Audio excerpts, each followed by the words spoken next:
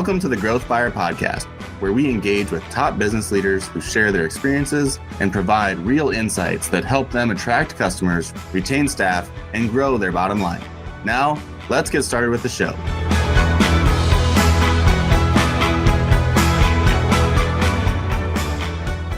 Hi there, I'm Kevin Horrigan. I'm the host of the show where I feature inspiring leaders who are willing to share their successes and experiences to help others grow. Our podcast today is brought to you by Spinutech. Spinutech is a leading digital advertising agency with 160 plus team members who help their clients attract new customers, grow existing accounts, and ultimately help them become more successful. Spinutech, thank you for your partnership today. Our guest today is Ross Gibbs. Ross is an EOS implementer, a certified coach and speaker. Ross's passion is helping frustrated entrepreneurs and their leadership teams live ideal lives by implementing EOS, formerly known as the Entrepreneurial Operating System. Prior to EOS, Ross has had a successful sales and marketing career, started a few of his own businesses, and helped them become a very successful business EOS coach. Ross is also a former referee for college hockey, and we're going to have to learn a little bit more about that. Ross, welcome to the Growth Fire Podcast. Awesome. Thanks. Thank you, Kevin. Pleasure to be here. Thank you very much. Very good. Well, I hope today's questions I don't get sent to the penalty box. No, none of that. But we'll get into that. That's good stuff. I feel a whistle on its way. Ross, please tell us a little bit about yourself, where you grew up, maybe where you went to school, maybe when you were a youngster, what you aspired to, what you wanted to do for a profession once you grew up. Absolutely. No. So, grew up in Minnesota as a kid, little suburb called White Bear Lake. I think as a kid, hockey was such a big thing in where I grew up. And I think as a kid, I just loved the concept of being a professional hockey player. So I fell in love with that idea. I remember writing it down as one of my goals. And to this day, I still have it. I want to be a professional hockey player. It didn't work out, but pursuing that as a kid, I was just very passionate about hockey. Went to a small school in White Bear Lake. It was a little private school, Catholic grade school, kindergarten through ninth grade, and then went on to high school and on to college, a little state college called Winona State University, about 2 hours away. And then I transferred from Winona State to the University of Minnesota, where I finished my degree in rhetoric, communication, business, and psychology. So that's kind of my early beginnings education. So thanks for sharing that background. Yeah. As you transition from into college, with that is kind of what your study focus was there any thought process of once I graduate with this is the career I'm going to end up with, or I'm going to try to get into? Yeah. So I had really good parents growing up. My parents divorced when I was a small child and remarried, but I had two awesome dads and two awesome mothers, and they were all entrepreneurs. So a little bit about that is since 1906, entrepreneurship has been in my family. My great-great-grandfather started Gibbs Wild Rice in Deer River, Minnesota. So if one of my four kids, wants to be an entrepreneur, they're going to be generation number 5. So in school, I knew I always wanted to be part of business. Yes. But I knew I had to start out somewhere. And I saw sales and marketing as my in, because I was fairly articulate. I just had to, back then we kind of went to school to discover ourselves and figure out, make some mistakes and grow and learn. And I just wanted to be, at that moment, I really wasn't sure what I wanted to do. I just knew I wanted to be successful. Yes. It was just aligning with the right passion. Right. And that was the key. That's what passion was it? So it took a while to get there. Right. And so, so during school, I just did a lot of different jobs in sales in the beginning. Yeah. No, right out of school. What were some of those initial jobs?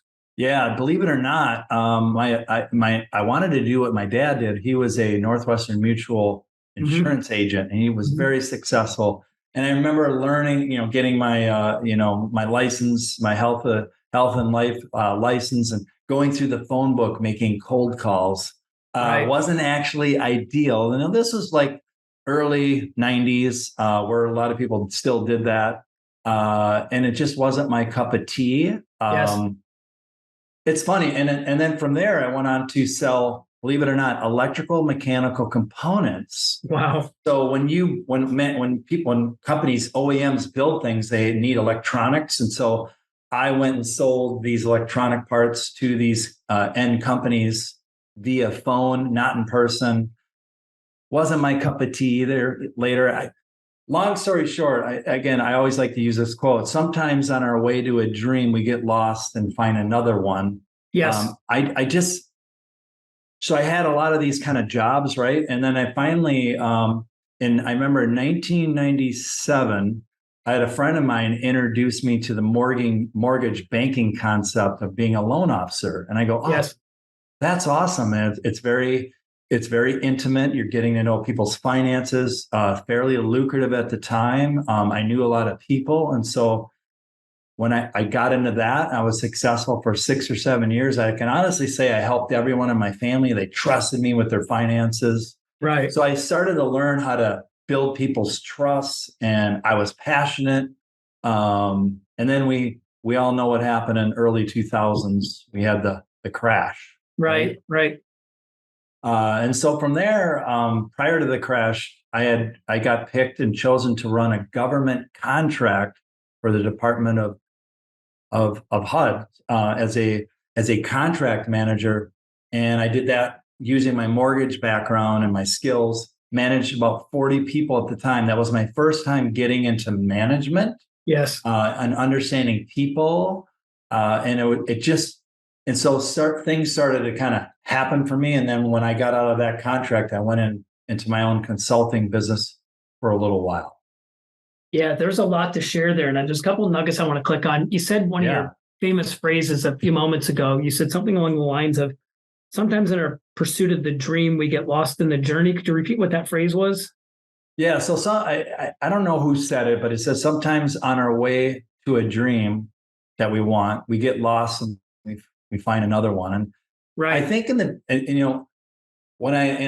still have more to tell in my career, but when I look back at everything that I've ever done, the common thread for me, Kevin, was I was always trying to create tremendous value for my clients and my customers and my employees when I own things.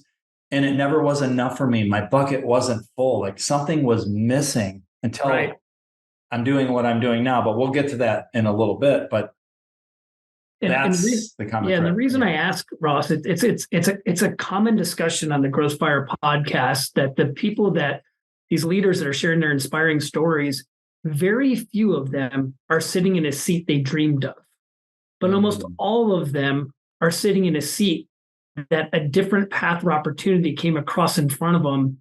But like you, they weren't satisfied with where that dream was going, and an unexpected change or opportunity, and they embraced that opportunity. And you're just another guest on the podcast. Recently, I had a good friend of mine, Scott Price. He talked about his journey, had a complete career change of where he was going. And these weren't things that necessarily they were looking for or hunting down. They just kind of opportunistically came across the vision, if you would. And so I think that the nugget there to grasp away is while you're pursuing your dream, never not be aware of other opportunities that may come across it. A phrase that I once coined years ago, it's not what people know that concerns me. It's what they don't know. And if you're so focused on a dream, but you're not aware of the other opportunities that may be around you, you may miss a better one. And so, learning from others and learning about other opportunities, just make sure you get more passionate about the dream or vision that you have, or make sure reconsider, maybe there's something else that I got to where I thought would help me be fulfilled, but it's still not fulfilling it. So just be open to reviewing other opportunities, because sometimes when you get there, it's not what you thought, and there's something else out there that's going to help fulfill you even better. No, that's so accurate. And it's funny. I was writing these 3 things down. So when I look back in my life, I always knew I would make it somewhere, just finding what it was. And it just took a while. And I tell my kids this all the time. Don't worry about what you're just keep pursuing, just keep trying, keep looking at, other opportunities, as you said it, because again, I didn't know I didn't fall in love with what I'm doing until I was 45 years old. Yeah. And a lot of my friends, I think a lot of us as entrepreneurs, sometimes in the beginning, we compare ourselves with different people and we kind of get lost in that. I admit I certainly did at the time. Sure. I love the fact that like my friends had one job at, for example, 3M, and now they're a Right. VP and they work their way up. And entrepreneurship, when you entrepreneurs don't have that path. Right. It's a little bit different, right? But you were one of the few entrepreneurs that actually stayed in the same field that where you were in the beginning. Now with Spinutech, you've been in the same line of industry for 30 years. Almost, but yeah. not every entrepreneur has that. And no, so, and I think, I think too, I'm just fortunate that I'm one of the first adopters inside an industry that every year still's changing, like the equivalent of other industries would change in a decade. And so it's still fun and exciting because the digital landscape has been such a growth curve and I want to say wild, wild west in a negative way, but there's still so much to learn. And, learning is growing and growing is exciting. And like you, Ross, it's so satisfying to know that you're relied upon about customers and coworkers, team members to work together to help make everybody better. And when that fulfills you internally, I don't know if it matters what you've chosen to do for a career. You just know you're being fulfilled because people are relying on you to provide trustworthy advice, that you genuinely care about the outcomes for them and for the team members that you're working with to get there. And when that all works out, I don't think it matters what I'd be doing for a living. That's what's motivating and satisfying. Yeah. And again, we've talked, we're friends. We've talked many times. I mean, I left the classroom a lot as a kid. I had a lot of attention deficit issues and just learning issues. But what happened was in 8th grade, the light bulb came on for me. I finally realized that I had the motivation. I was just missing the structure and the discipline to show up. So now those are the three common threads that I think align me with what I'm doing now to all my successes in my life. When I had a structure, either I created the structure or I bought into a structure, right? Then I got to follow it with discipline and be motivated. And so when those three came together for me in 8th grade, that was the ingredients for success. So in my earlier career, I wasn't necessarily motivated, but I was disciplined and had structure. Or when I was disciplined and structure, I was missing the motivation. So the three didn't align like it did for my hockey. Like that's when I wanted to be a hockey player, right? So now I knew the three things, but I was just trying to figure out what was missing was the motivation and the structure. Yes. And so pair that with discipline, and that all of a sudden you became a new Ross. New Ross. And that's exactly what happened when I moved to Florida 8 years ago. So let's talk about your journey to Florida and you're becoming an EOS implementer. So you talked about structure, discipline, and motivation, and I'm sure that's a lot of what you've had to help others try to get a grip on from helping themselves try to get the traction they're seeking. But talk about what did you leave to become an EOS implementer, and we'll dig a little deeper in after you get that question. So again, I tell everyone for the last 25 years, I've been mostly responsible for my own paycheck in various ownership and leadership roles. I've owned 4 companies, including the one I'm in now. Yes. 2 were a disaster. And that's from my heart. But I'm okay saying it because that's what makes me better. And that's what makes me better to help other entrepreneurs. When I look back, the common thread was always something was missing around filling my bucket around, making an impact, making a difference. And so my wife and I, prior to becoming an implementer, we had invested and grew a fitness franchise up in Minneapolis. We own 3 locations. And it was pretty much a break-even business for us. We got out of it. It was retail. I give every gym owner credit. I mean, that is a lot of work. Yes. But it just, again, it wasn't part of our plan. And so we got out of it. And a friend of mine who I trusted a lot, I just went to him and I said, I just want to help the world not make the same mistakes I made. And I want something proven and immediately usable that I could just go help people. And Kevin, without a hesitation, he goes, "You got to read EOS." I go, "What is that right? What's EOS? What the heck is that?" Entrepreneurial Operating System. So I read it and I haven't looked back. Wow. Now I get to work with amazing people like you and other companies. And impact them 100% of my time, and make sure they don't make the same mistakes that I did. And here's what's really cool. I actually learn from them as much as they learn from me. And that's what's so rewarding about what I do. So that's when now the discipline, motivation, and structure aligned again. And now we're get out of the way like this. That's you've had, pun intended, but you've had great traction since you found that structure, that discipline, and that motivation. Yeah.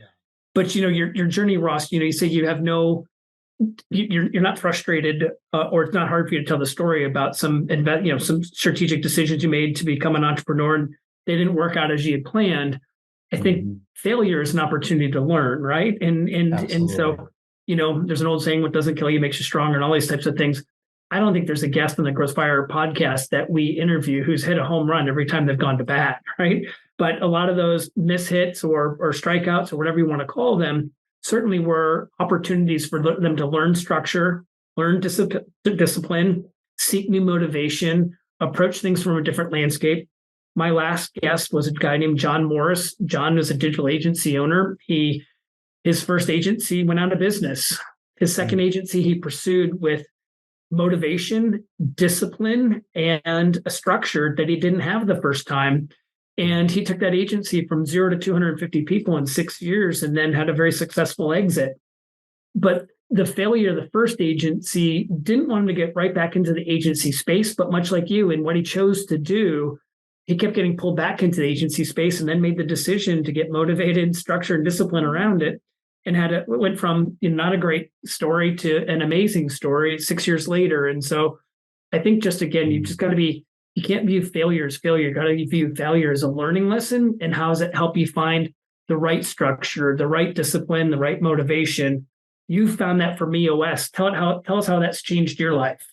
Massively. And again, I always say failure is the opportunity to begin more intelligently. I know that's a quote. I don't remember who said it, but that resonates with me. The other thing for the entrepreneurs and people that are frustrated right now and maybe giving up on their dream, I always say, Thomas Edison, he failed 10,000 times before he created the light bulb to make it work. And somebody asked him, hey, what was it like to fail? You know what he said? I didn't fail. I was just that much closer.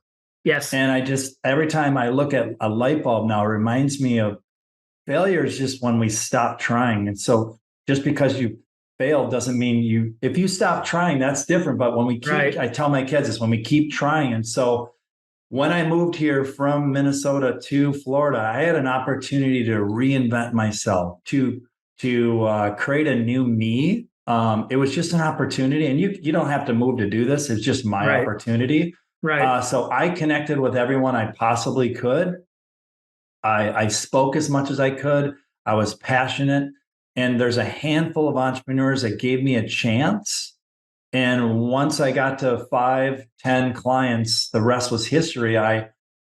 It just took off. And I'm humbly grateful for that. But I never arrived. We've talked about this. We never arrive. I think the right-minded people, we don't stop growing. We never arrive. We're always trying to get better. And that's one of my core values is grow or die. I live by that. Yep, grow or die. So Ross, you moved to Florida from Minnesota, completely changed career trajectory. You're going to become an EOS coach. You don't have 15 years of experience behind you like maybe other EOS coaches that you're competing against to earn their business. Part of Growth Fire is helping our listeners be able to figure out how to help them grow in their sales and marketing efforts. And you've been very successful at probably getting yourself very booked up with lots of great quality clients. What did you feel was the most successful ways to do your own sales and marketing to generate opportunities to talk to frustrated business owners who are looking to make change? How did you get to have those conversations? How did you get to meet those people? How did you get to have those conversations? What did you do sales and marketing wise? Number one, I did a great job when I was in the session with them. The best sales and marketing in the world is taking care of your clients. When you take care of your clients, so I realized, I think I'm going to be product driven and not necessarily market driven. Yes. In the beginning, there was just a lot of conversation, but once I was in the session with them, I just obsessed. Now, in the beginning, I'm going to be vulnerable here. not only did I have to be the learner, I had to learn what I was doing and then get them to believe me that I was the right person. So that was a little awkward. Yes. But we got but we got through that, and now it's just doing a good job. But besides that, there were EOS Worldwide. So I'm my own company. I'm just a licensed EOS implementer. I'm a franchisee. Yes. And so there are certain behaviors, things that I have to do to stay in that game. And so they did some things for me as far as marketing. And then a lot of it was 90% of it was on me to go meet people, to engage and speak. But the number one thing was speaking and doing a really good job once I had the client, working with me, seeing the work that we did, and giving them, when I help them get what they want, they're going to go tell other people. And that's the key, is helping them get what they want. And when you mentioned part of it was speaking, what kind of speaking gigs were you doing to try to generate people to say, hey, Russ, I'd like to talk to you after? Yeah. So a lot of it was with Vistage. A lot of it was with the local chambers, local, incubator startup kind of places that you can come in and speak. And because everybody needs help. That's one of my core values, is help first. I've never forgotten this, because everything can change tomorrow. As we all know, we could, nothing's, forever. And so I'm always helping somebody, even without even asking anything in return. It just fills my bucket. So I did a lot of help first in the beginning as well. I had a couple clients where they didn't even pay me because I wanted to practice and get my feet underneath me. And so sometimes we've got to do some of that pro bono work to get our feet going. And I haven't forgotten that. I still have a handful of people that I do that for, because that's where they're at. And they're grateful for that. No, but I think that's great too. I had a phone call yesterday with a young man who recently graduated college, whose father does business with us. And he's looking for advice, and he hasn't been able to find a job yet, and graduated in May.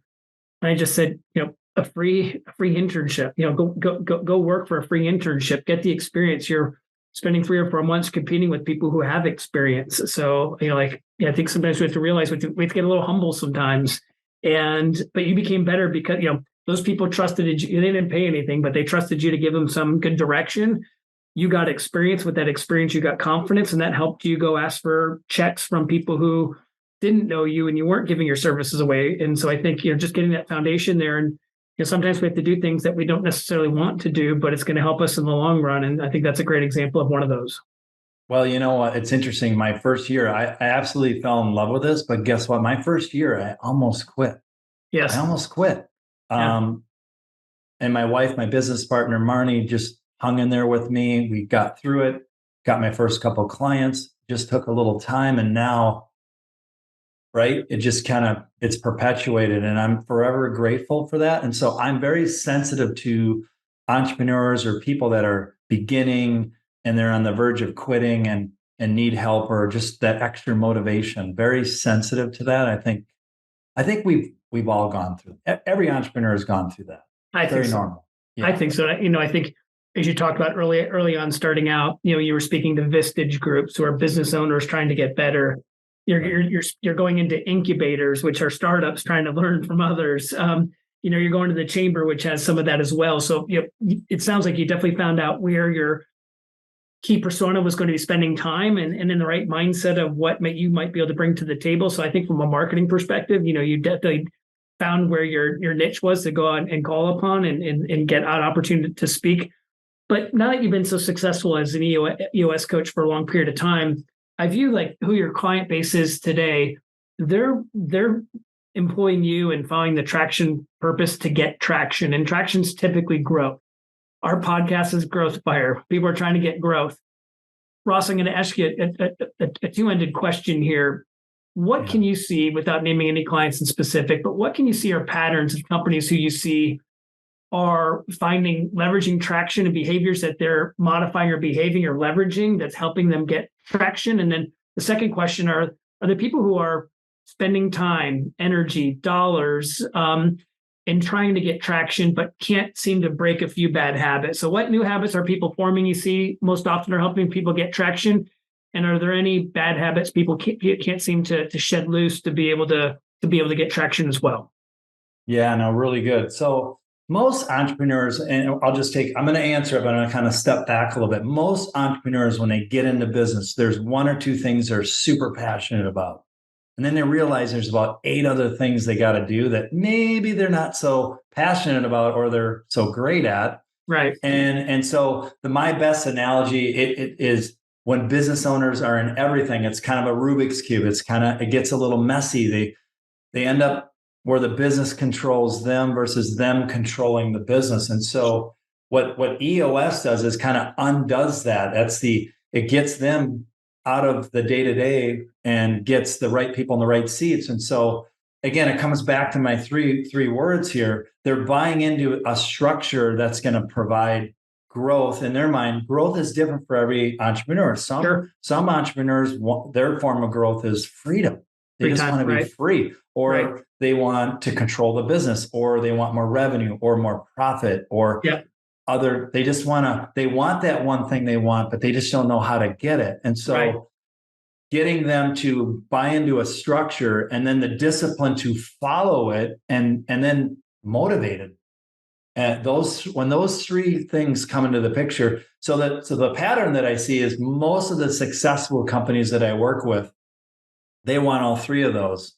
Yes. And again, the 3 things that I obsess about in EOS is that vision, traction, healthy. So vision's simple, right? Most teams can write a vision in 2 to 3 days. Pretty simple.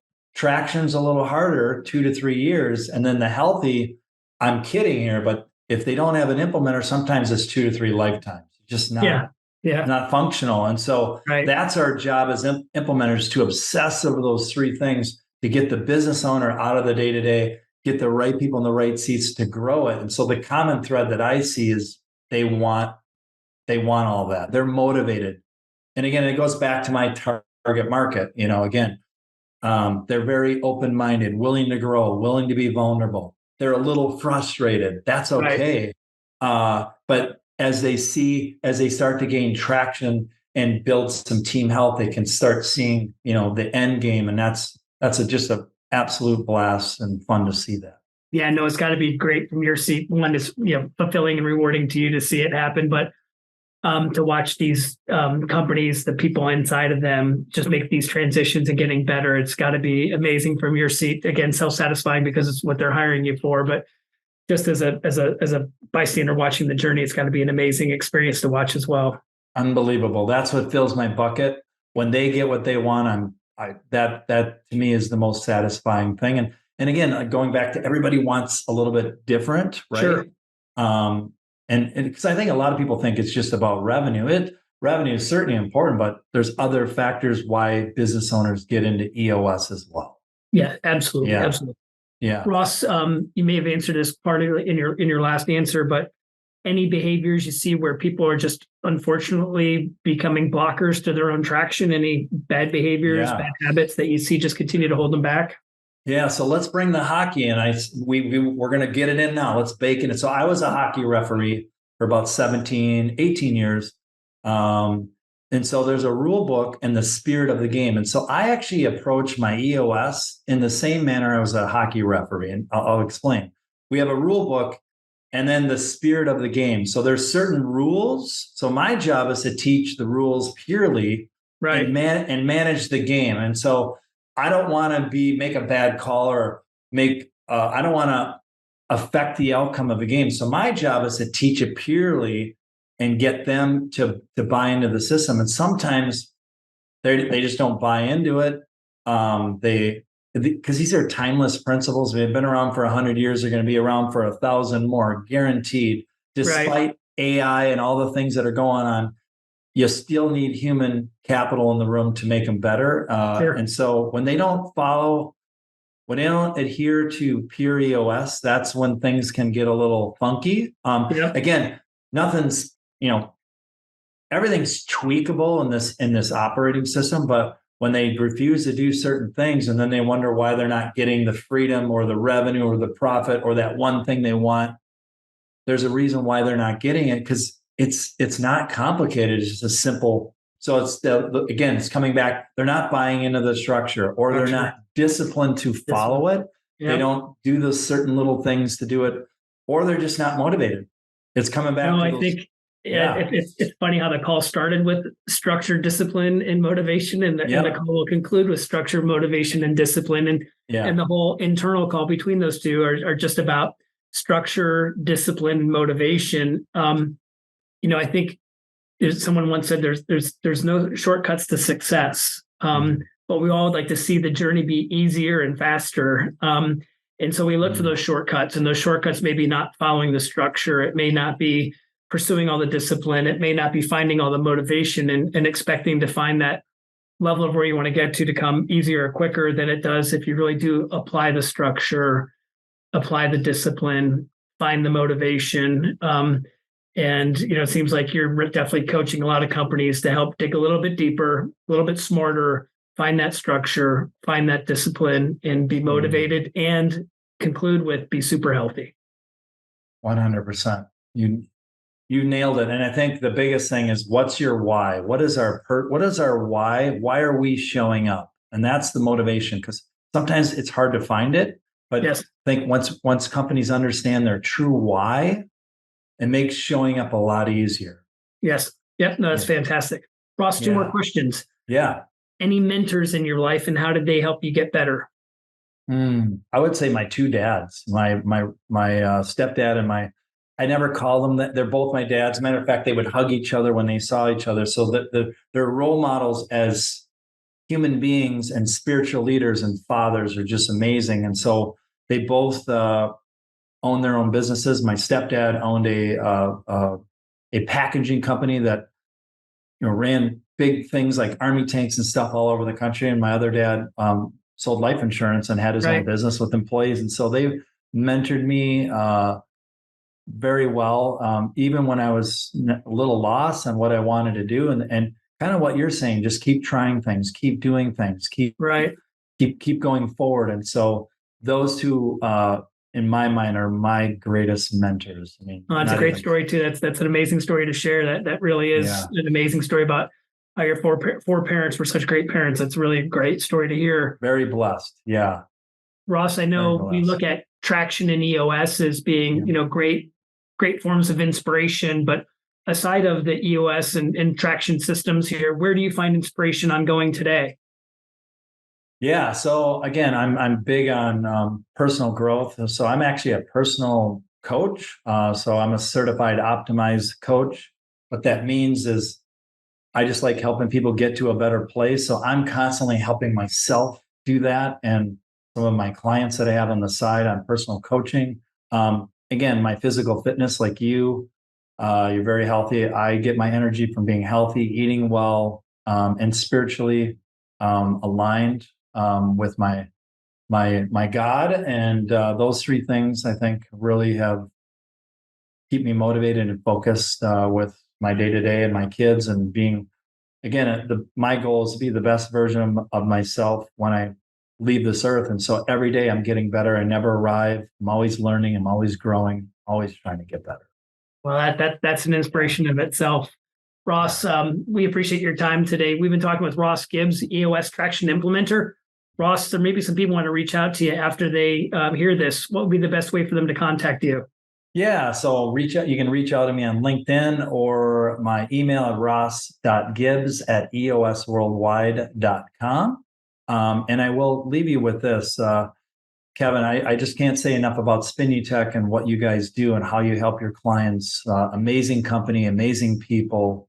Keep doing what you're doing. I love where you guys, how you've taken this to the next level. So keep that up. That's awesome. Well, I appreciate that, Ross. Thank you so much. Thank you for being a guest on our Growth Buyer podcast. We appreciate your time, your insights, and we wish you good luck on your continued success on your journey. All right, Kevin, thank you for having me. Appreciate it. Thanks, Ross. You bet. Thanks for listening to the Growth Buyer podcast. We'll see you again next time, and be sure to click subscribe to get future episodes.